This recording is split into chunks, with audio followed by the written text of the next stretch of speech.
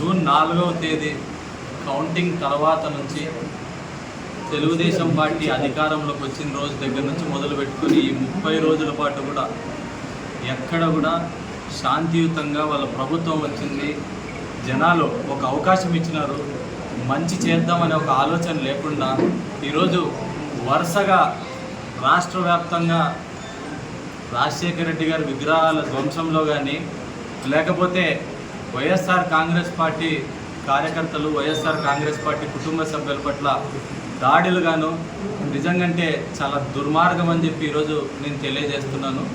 ఎక్కడ చూసినా కూడా వైఎస్ఆర్ కాంగ్రెస్ పార్టీ నాయకుల ఇళ్ళపై దాడులు, అదేవిధంగా వాళ్ళకి సంబంధించినటువంటి భూముల మీద దాడులు చేయడము, లేకపోతే ముసలి వాళ్ళు, ఆడవాళ్ళు, ఏదో స్కూళ్ళల్లో అన్నం చేసుకునేటువంటి వాళ్ళందరూ కూడా మీరు ఇమ్మీడియట్గా వదిలేలా, లేకపోతే మిమ్మల్ని కొడతామని చెప్పి 70 ఏళ్ళ వయసు ఉన్నటువంటి ఆమెని ఛాయాపురం గ్రామంలో మొన్నటి రోజు కొట్టడం కానీ, లేకపోతే ఉరవకొండ టౌన్లో జరుగుతున్నటువంటి సంఘటనలు కానీ నిజంగా చాలా దురదృష్టకరం.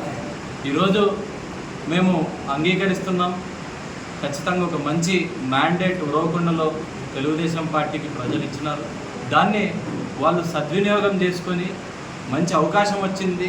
ఈ నియోజకవర్గం పట్ల, లేకపోతే ఈ నియోజకవర్గ అభివృద్ధి సంక్షేమం గురించి ఆలోచించకుండా ఎవరైతే వైఎస్ఆర్ కాంగ్రెస్ పార్టీకి సంబంధించినటువంటి నాయకులు, కార్యకర్తలు ఉన్నారో వాళ్ళని లిస్టు చేసుకొని వాళ్ళందరి మీద దాడులు చేయడం నిజంగా తప్పని చెప్పి నేను ఈరోజు చెప్తున్నా. ఈరోజు మేమెవరు అధికారంలో లేకపోతే మేమెవరు ఇళ్లలో కూర్చునే టైప్ వాళ్ళు ఎవరు లేరు ఇక్కడ వైఎస్ఆర్ కాంగ్రెస్ పార్టీ నుంచి. మేము ఊళ్ళు వదిలేసి పోవాల్సినటువంటి దుర్మార్గమైనటువంటి పరిస్థితి కూడా మాకు ఎవరికి పట్టలేదు వైఎస్ఆర్ కాంగ్రెస్ పార్టీకి సంబంధించిన వాళ్ళకి. ఖచ్చితంగా చెప్తున్నా, అధికారం అనేది శాశ్వతం కాదు. ఈ నియోజకవర్గంలో ఉన్నటువంటి ఎమ్మెల్యేకి కానీ, లేకపోతే వాళ్ళ సోదరుడికి కానీ, లేకపోతే వాళ్ళ పార్టీ కార్యకర్తలకు కానీ నేను ఒక్కటే హెచ్చరిస్తున్నాను. ఈరోజు ఏ రకంగా అయితే ఈరోజు మీరు దాడులు చేస్తున్నారో ఖచ్చితంగా ఒకరోజు మళ్ళా అధికారం శాశ్వతం కాదు, ఖచ్చితంగా ఇంతకు రెట్టింపుగా మా వైపు నుంచి కూడా రియాక్షన్ ఉంటుంది. మీరేదో భయపడిస్తే భయపడడానికి వైఎస్ఆర్ కాంగ్రెస్ పార్టీ నాయకులు కానీ, కార్యకర్తలు కానీ ఎవరు కూడా లేరు.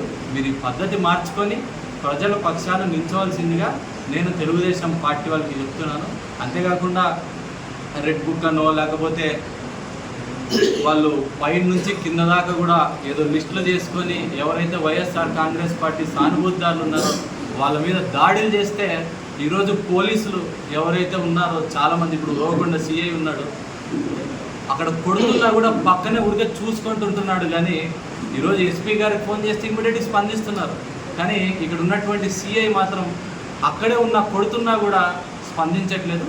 ఖచ్చితంగా ఆయన మీద కూడా మేము తొందరలోనే ప్రైవేట్ కేసు చేస్తాం. ఎందుకంటే 10 రోజుల్లో ఖచ్చితంగా ఆ దాడికి పాల్గొన్నటువంటి వాళ్ళందరి పట్ల ఖచ్చితంగా కూడా యాక్షన్ తీసుకోవాలా పోలీసులు అని చెప్పి ఈరోజు నేను కోరుతున్నా. ఒకవేళ యాక్షన్ తీసుకొని పరిస్థితుల్లో మాత్రం ఖచ్చితంగా వైఎస్ఆర్ కాంగ్రెస్ పార్టీ ఇంకొకలాగా రియాక్ట్ అవుతుంది అని చెప్పి నేను ఈరోజు తెలియజేస్తున్నాను.